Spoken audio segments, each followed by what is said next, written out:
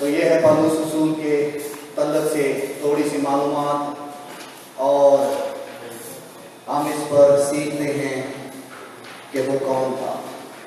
اس لیے اس نے جب یہ خط لکھا تو اس نے قید خانہ میں سے یہ خط لکھا، اور کلیسیا کو یہ خط اس نے لکھا ہے روح اور سچائی سے۔ اس نے یہ نہیں کہا کہ ہوئے ہوئے میں مر گیا،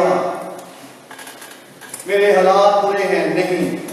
اس نے قید خانہ سے جب یہ خط لکھا تو ہم شروع کریں گے جی وہ افسیوں کے خاکہ پر جائیں گے، جو نامہ خاکہ میں نے آپ کو بھیجا ہے جس میں لکھا ہوا تھا نیو 1 افسس کی کلیسیا کے خط کا خاکہ۔ ہم شروعات کریں گے مشاہدہ اور کیا ہے جی تفسیر، اور اس کے بعد اس کا نتیجہ۔ درست مشاہدہ ہمیں درست تفسیر کی طرف، اور درست تفسیر ہمیں کیا ہے جی صحیح اطلاق کی طرف لے کر جائے گی کہ ہم نے کیا کرنا ہے جی اطلاق کرنا ہے۔ تو ہم شروع کریں گے جی زبور کی کتاب میں سے۔ تو جب تک بھائی اس کو شروع کرتے ہیں میں آپ کو یاد دلانا چاہتا ہوں، جب ہم زبور 22 کو 23 کو اور 24 کو دیکھتے ہیں تو ہم انگلیوں پر گن سکتے ہیں کہ 22 23 اور 24 زبور لکھنے کا مقصد کیا تھا۔ جب ہم زبور 22 کا مطالعہ کرتے ہیں تو زبور 22 کیا کر رہا ہے؟ یسوع مسیح کی نبوت کر رہا ہے کہ وہ اچھا چرواہا ہے جو اپنی بھیڑوں کے لیے کیا دے گا جی اپنی جان دے گا، جو یوحنا 10 باب اس کی 11 میں ثبوت ملتا ہے۔ اور جب ہم زبور 23 کو دیکھتے ہیں تو زبور 23 ہمیں بیان کرتا ہے بڑا چرواہا جو اپنی بھیڑوں کی دیکھ بھال کرتا ہے۔ زبور 23 کی 6 آیات ہیں، اور ان 6 آیات کو جب ہم دیکھتے ہیں، میں نے اس پر ایک کتاب لکھنا شروع کی ہوئی ہے۔ اس کتاب میں جو میرا مقصد ہے وہ کیا ہے جی کہ اس 6 آیات میں خدا کی ذات کے وہ 15 نام جو عبرانی نام ان 6 آیات میں پائے جاتے ہیں ان کو بیان کیا جائے کہ وہ کون ہے۔ اور زبور 23 میں کیا لکھا ہے؟ خداوند میرا چوپان ہے، مجھے کمی نہ ہوگی، وہ مجھے چراگاہوں میں بٹھاتا ہے، وہ مجھے راحت کے چشموں کے پاس لے جاتا ہے۔ اور زبور 23 کا چرواہا کیا ہے جی؟ وہ چرواہا ہے جو اپنے لوگوں کی دیکھ بھال کرتا ہے، جس کا ہمیں ثبوت ملتا ہے عبرانیوں 13 باب اس کی 20 آیت میں۔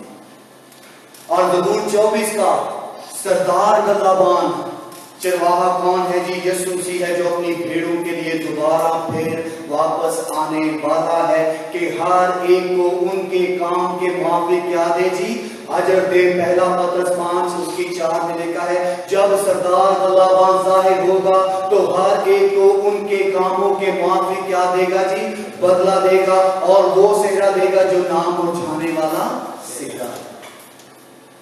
یہ بہت ضروری ہے جب ہم بائبل مقدس کا مطالعہ کریں تو ہم اس کو کتنا زیادہ بھی تفصیل سے بیان کر سکتے ہیں، اور کسی کے سیکھنے سکھانے کے تعلق سے کہ زبور 22 کا چرواہا اپنی بھیڑوں کے لیے جان دیتا ہے، زبور 23 کا چرواہا ہر پل اپنے لوگوں کے ساتھ ان کی دیکھ بھال کرتا ہے، ان کے دشمنوں کے سامنے دسترخوان بچھاتا ہے، ان کے سر پر تیل ملتا ہے، اس کی بھلائی اور خوشحالی ہمیشہ ساتھ رہتی ہے، اس کے آسا اور اس کے لاٹھی سے اسے تسلی ہے، وہ اپنی بھیڑوں کو بحال کرتا ہے، وہ ان کی ضرورتوں کو مہیا کرتا ہے، اور اس کا نام کیا ہے جی یہوہ راہا۔ یہ عبرانی نام ہے جس میں کہا گیا ہے جی لارڈ از مائی شیپرڈ، خداوند میرا چوپان ہے۔ خداوند کے لیے کیا لکھا گیا ہے جی یہوہ کا لفظ، اور چوپان کے لیے عبرانی لفظ کیا ہے راہا۔ اور جب چوپان کا نام لیا جاتا ہے تو اس میں پوری کہانی آتی ہے ابراہیم اور اسحاق کی کہ اس پہاڑ پر مہیا کیا گیا، اس کا نام میں کیا لوں گا اب سے یہوہ، یعنی جو اپنے لوگوں کے لیے مہیا کرتا ہے۔ تو اس لیے بہت ضروری ہے مشاہدہ میں، تو اس لیے آگے بڑھیں گے اور آگے ہم دیکھیں گے افسیوں کے خط کا مطالعہ ہم ذرا جلدی سے اس میں سے گزریں گے۔ ہم نے دیکھا تھا کل رات روحانی برکات کے بارے میں کہ خداوند یسوع مسیح میں ہمارے لیے روحانی معاملات کیا ہے۔ آئیں ذرا اس پر غور کریں کہ خدا باپ کا کام کیا ہے جی الیکشن ہے۔ جب ہم پہلی 4 اور 5 اور 6 آیت کو دیکھتے ہیں تو اس میں خدا نے ہمارے لیے کیا کیا ہے جی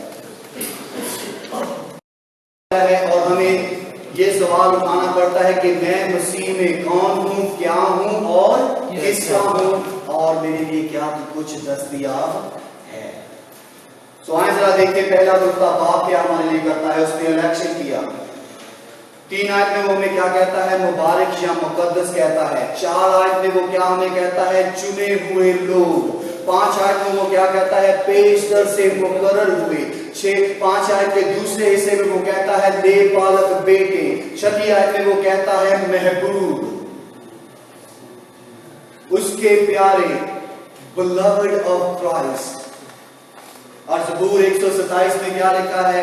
وہ اپنے محبوب کو نیند ہی میں دے رہا ہے۔ آپ اور میں اس کا محبوب ہوں۔ غزل و غزات کو بہت دفعہ بہت سے لوگ نہیں پڑھتے، اگر اسے صحیح مشاہدہ کے ساتھ پڑھا جائے اور اس کی درست تفسیر کی جائے تو اس کا اطلاق کیا نکلے گا؟ وہ لو لیٹر ہے جو خدا نے سلیمان کو کہا کہ دیکھ، اور جو تصویر کیا ہے جی یسوع مسیح اپنی دلہن کو لکھ رہا ہے کہ تو میرے لیے کیسی عزیز ہے۔ وہ خط ہمیں لکھا گیا ہے، وہ تمام غزلات ہمیں لکھی گئی ہیں کہ ہم جانیں کہ ہم اس کی نظر میں اس کے کیسے بلاوڈ ہیں۔ تاڑی جو لگتا کسی نہ کسی نے عشق ہویا ہونا پہلی دفعہ، سارے نے ہوتا کیونکہ بندیاں کو یہ عشق ہو جاتا تے جدو عشق ہو جاتا بندہ کی کرتا دیوانہ ہو جاتا، پھر بندہ اپنا کہتے ہیں کہ جی بلے شاہ بھی گاندہ تے بندہ ہیر بھی گاندہ تے رانجھا بھی گاندہ تے سب کچھ گاندہ تے گا گا کے بندہ رملا کملا ہو جاندہ۔ اور وہ کیا ہے جی؟ ہماری انسانی محبت ہے، اور خدا کی محبت میں غزل و غزلات لکھی گئی کہ اے میری پیاری، اے میری عزیز، تیری حالت، تیری شناخت، تو کون ہے میرے لیے۔ تو اس لیے جب ہم آگے دیکھتے ہیں تو اگلے حصے میں ہمیں کیا ملتا ہے جی؟ اگلے حصے میں 7ویں آیت کا پہلا حصہ کہتا ہے جی چھڑائے ہوئے لوگ، اور 7ویں آیت کا دوسرا حصہ معاف کیے گئے لوگ، اور افسیوں 1:8 اور 9 کہتی ہے روشن خیال، یعنی کہ ہمیں ادراک اور فہم اس نے بخشا ہے، جو کہتا ہے کہ اس پر خرد کی، حکمت کی، دنائی کی، سلامتی کی اور ہر طرح کی روح کیا کرے گی جی؟ سکونت کرے گی۔ اور 11ویں آیت میں اس نے ہمیں اپنی میراث بنا لیا، ہم اس کی میراث ہیں۔ جیسے خدا اپنے کلام کی حفاظت کرتا ہے، وہ اپنے بندوں بندیوں کی حفاظت کرتا ہے۔ اور پرانے احکاموں میں تو خدا اس طرح کہتا ہے کہ میں اپنے لوگوں کو کیا کہتا ہوں؟ میری آنکھ کی پتلی ہے۔ اور اس کے بعد پھر 12ویں آیت کو دیکھتے ہیں کہ مسیح کی ستائش، مسیح کے جلال کی ستائش کا باعث ہوں۔ اور یہ کیا ہے جی؟ باپ کے بعد بیٹے کا کام ہے کہ وہ ہمیں چھٹکارے میں کیا کرتا ہے؟ معاف کرتا ہے، علم دیتا ہے، میراث بناتا ہے، تاکہ ہم اس کے ساتھ مل کر خداوند یسوع مسیح کے ساتھ مل کر خدا باپ کی ستائش کرنے والے بنے اور کہیں کہ باپ تیرا شکر ہو۔ تو یہ چند ایک باتیں تھی ہم نے کل سیکھی، اور اس کے بعد پھر خدا پاک کا کام ہم نے دیکھا۔ اس کا کام کیا ہے جی؟ تحفظ۔ افسیوں 1:13 میں ہمیں ذکر ملتا ہے کہ ہم مہر شدہ ہیں۔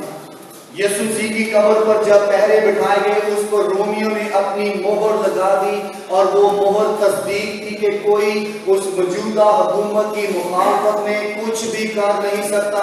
اگر کرے گا تو وہ کیا ہے جی؟ غداری ہوگی، کیا ہوگا جی؟ سرکشی ہوگی، اور اس کی سزا کیا ہوگی جی؟ موت ہوگی۔ خدا نے کہا کہ تم رومی اپنے آپ کو سمجھتے کیا ہو؟ میں جو دنیا کا بادشاہ ہوں اپنے بیٹے کو خاکسار کروں گا، تم اسے قبر میں رکھو گے، اس پر پہرے بٹھاؤ گے، اپنی فوج کے سب سے عمدہ سپاہی کھڑے کرو گے جو کبھی بھی ہارے نہیں ہیں، اور اس پر اپنی مہر کر کے کہو گے کہ ان پہ اس قبر پر ہمارا اختیار ہے۔ اور خدا کا فرشتہ آیا اور قبر کھل گئی، پتھر ہٹ گیا، مہر ٹوٹ گئی اور قیدی بھاگ گئے۔ اور جو پتھر ہٹانے کا مقصد یہ تھا کہ یہ مقصد نہیں تھا کہ یسوع نے قبر سے باہر نکلنا تھا، مقصد اس کے پیچھے تھا یہ کہ دنیا اندر آ کر دیکھے اس کی قبر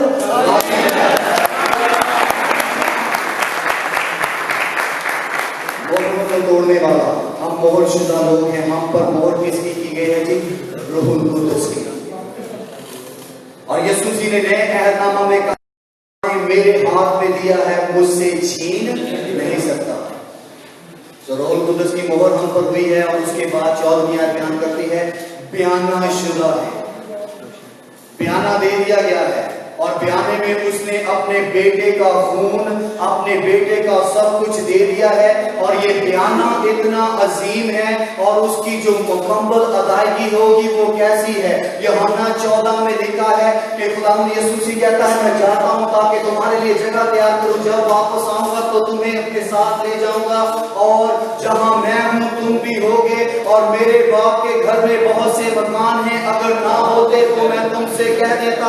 यीशु मसीह को गए हुए 2000 से ज्यादा साल हो चुके हैं। अगर पतरस के खत के मुताबिक देखें, उसका कलाम कहता है कि एक दिन 1000 साल के बराबर है और 1000 साल एक दिन के बराबर है। अगर 1000 साल को एक दिन से मिलाएं तो अभी 2 दिन हुए हैं, और अगर एक दिन को 1000 साल से मिलाएं तो 2000 साल से क्या है जी ज्यादा अरसा हो चुका है यीशु मसीह को गए हुए। और अब सवाल यह है कि उसने बयाने में हमें ये कुछ दे दिया है, जब मुकम्मल अदायगी करेगा, जब सब कुछ मुकम्मल तौर पर हमें दिखाएगा देगा, वो कैसा होगा वो बयान से बाहर है। और कलमे और किताबें सब कुछ खत्म हो जाता है, हम उसको पूरे तौर पर समझ नहीं पाएंगे जब तक रूबरू उस जैसे उसकी मानत उसकी हजूरी में ना होंगे। हम अपनी मेरास को देखेंगे कि वो कैसी अजीम है। Hallelujah hallelujah.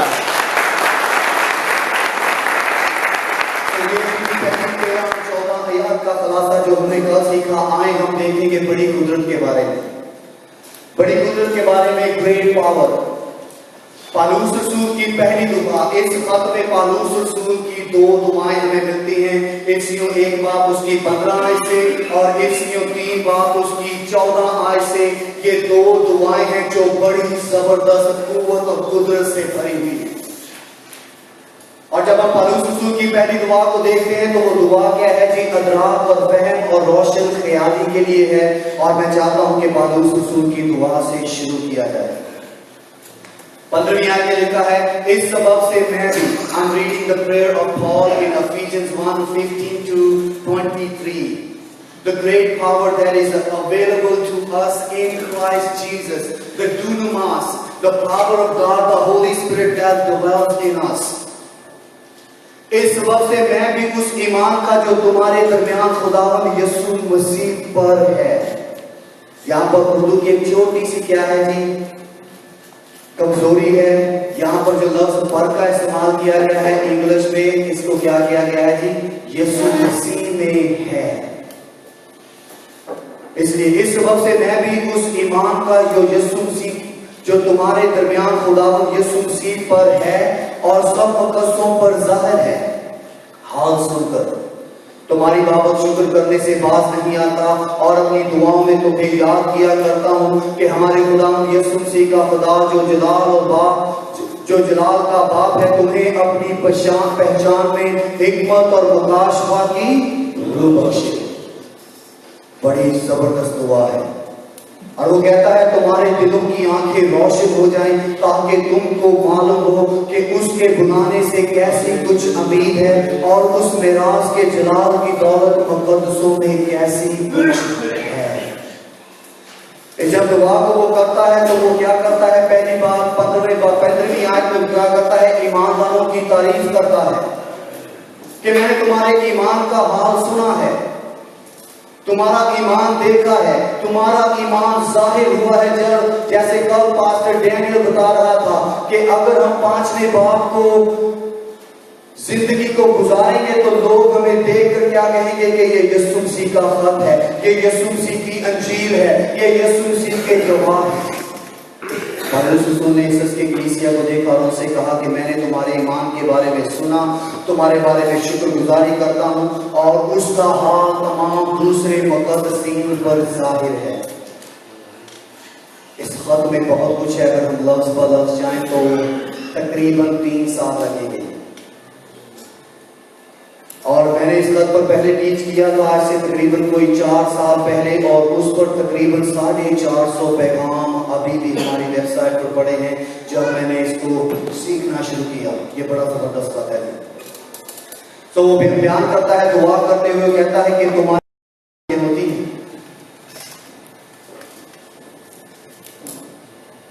یہ کس دل کی بات کر رہا ہے؟ اس دل کی بات کر رہا ہے یا کسی اور دل کی بات کر رہا ہے؟ جب ہم اس کو دیکھتے ہیں، اس لفظ کو دیکھتے ہیں، تو اس کے پیچھے جو سوچ ہے، میڈیکل طور پر جو دل کے لیے لفظ استعمال کیا گیا ہے وہ کھالیا استعمال کیا ہے، جسے کہتے ہیں دھڑکن میں دھڑکنے والا وہ چھوٹا سا جسم کا گوشت کا حصہ جو دھڑکتا ہے، بم بم بم بم بم بم۔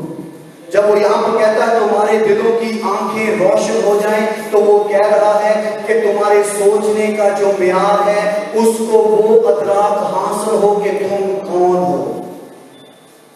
اور یسوع مسیح نے اس کے بارے میں وضاحت کی ہے جب شاگرد اس کے پاس آ کر کہتے تھے کہ یسوع مسیح فقی فریسیوں کو کہتے ہیں کہ تم ہاتھ دھو کر نہیں کھاتے پیتے اس لیے ناپاک ہو، تو خداوند یسوع مسیح نے جواب میں ان کو کیا کہا تھا کہ جو کچھ آدمی کھاتا ہے اس سے ناپاک نہیں ہوتا، جو کچھ آدمی کے اندر جاتا ہے اس سے وہ ناپاک نہیں ہوتا، کیونکہ جو کچھ وہ کھاتا ہے وہ مزبلہ میں نکل جاتا ہے، لیکن جو کچھ آدمی کے اندر سے، جو کچھ آدمی کے دل سے نکلتا ہے، اور دل سے کیا نکلتا ہے؟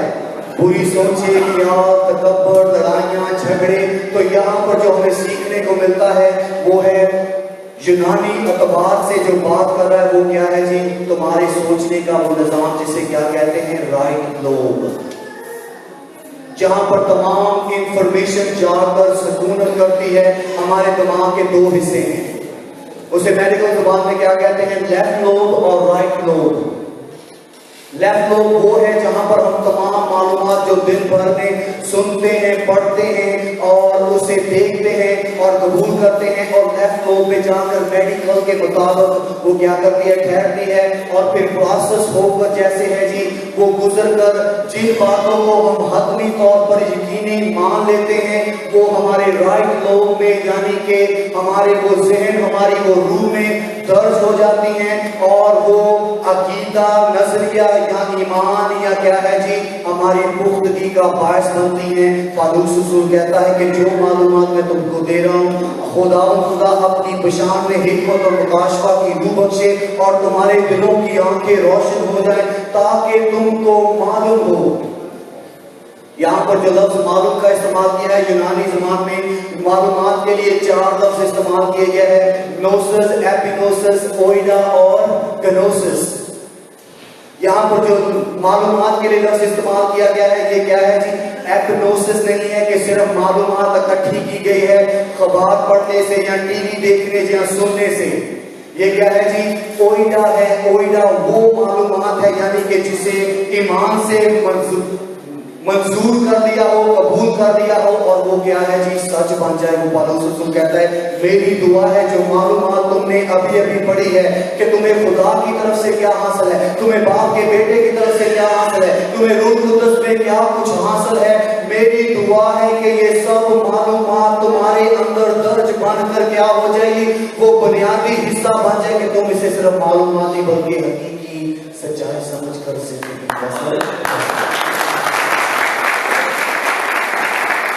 اور کہتا ہے کہ اس میراث کو سمجھو، اور وہ میراث کیسی ہے اس کو جانو جس کی دولت کیا ہے مقدسوں میں کیسی کچھ ہے۔ اور اس کے بعد وہ کہتا ہے اور ہم ایمان لانے والوں کے لیے اس کی بڑی قدرت کیا ہی بے حد ہے۔ یہ بے حد قدرت کیا ہے جی؟ جب ہم دوسرا کرنتھیوں 4 باب اس کی 7 آیت کو پڑھتے ہیں، یہ حد سے زیادہ قوت کون سی ہے؟ جب ہم دیکھیں دوسرا کرنتھیوں 4 باب اس کی 4 آیت، یہاں پر جو لفظ قدرت کا استعمال کیا گیا ہے نئے عہد نامہ میں یہ خاص کر روح القدس کے لیے ہے۔ اس کے کیا کہتے ہیں؟ ڈوناماس۔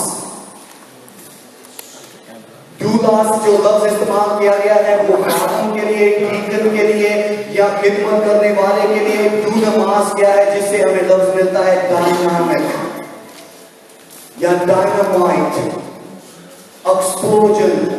جب ایکسپلوژن ہوتا ہے کسی جگہ پر بام پھٹتا ہے تو اس بام میں کیا ہوتی ہے؟ بڑی قدرت ہوتی ہے، وہ لوہے کو، سیمنٹ کو، پتھر کو، ہر ایک چیز کو ریزہ ریزہ کر دیتی ہے۔ وہ کہتا ہے کہ ڈوناماس، the power of God lives in you۔